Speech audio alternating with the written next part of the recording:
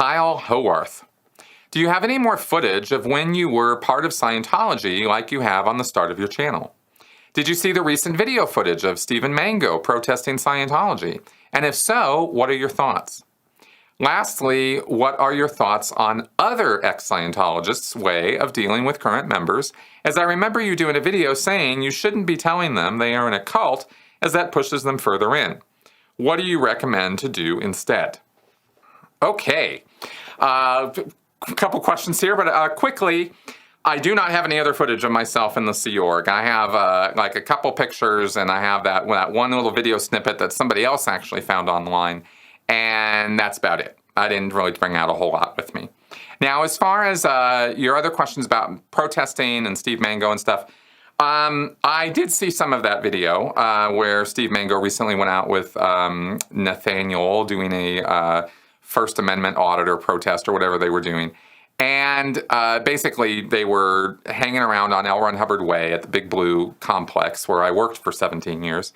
And they were interacting with the security guards and kind of walking along and I would say taunting Scientologists. I mean, they were sort of asking them questions and have a video camera up. And the whole thing was kind of, you know, it's pretty awkward for people when you got a video camera up in their face asking them questions about stuff. Even if you're smiling and they're smiling, it's still kind of weird when you don't know them, they don't know you.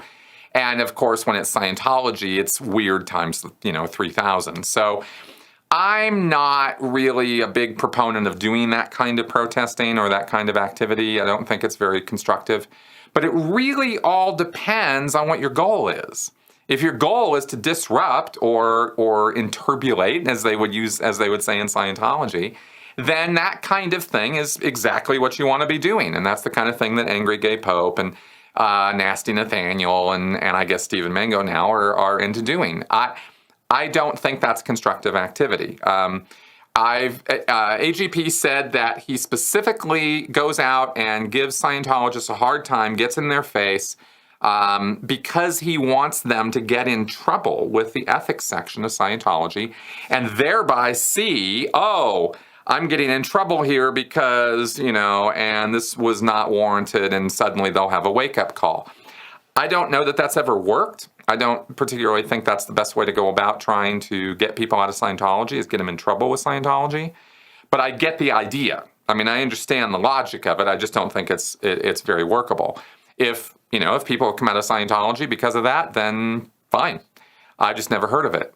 I think that it takes more intervention-type tactics, and I think it takes more of seed planting, and I think seed planting involves, if you're going to get thoughts or doubts placed in another person's head, then you're going to have them in a frame of mind where they're going to want to consider what you've said, or at least receive the information without having a bunch of, anger and frustration and upset connected with it, right? Like at a protest venue, where the Scientologists don't want to see the protesters. They don't want to deal with protesters. They don't want to have anything to do with them. They think that just right away, if you're protesting Scientology, you're a suppressive person, or you're a PTS person, which we'll talk about a little bit more later in the show here on a later question. So but what that does, by them labeling you, they instantly nullify everything you're saying. They do not have to listen to another word you've said because you are a suppressive person or you are a PTS.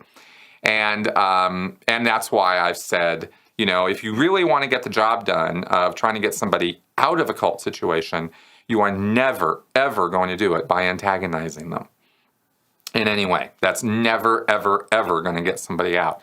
At least not on an immediate right there basis, or on a short-term basis. It's going to take, it takes more work than that.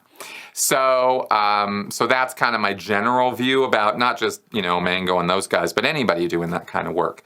I think protest has its place. And I think if you can get media involved and get a lot of people out there, that's effective protesting, right? If you have a few folks show up, nobody cares. But if you get a ton of people out, like Anonymous was doing, and media show up, now the goal is different, because now you're not necessarily trying to use your protest in order to deconvert people.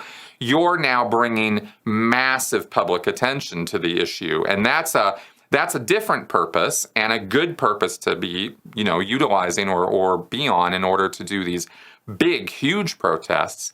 And that has its own long-term effects on the Scientologists who see that kind of activity. And we know that that's effective. It's indirectly effective or longer-term effective, right? That's seed planting.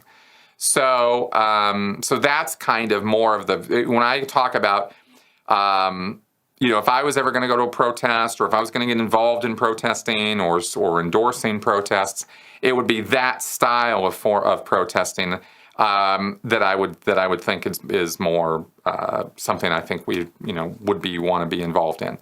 But I say all this, and this is just my opinion. Okay, I am not suggesting that that AGP or Nathaniel or any of these guys stop what they're doing if they're getting results with it, and I just don't know about it.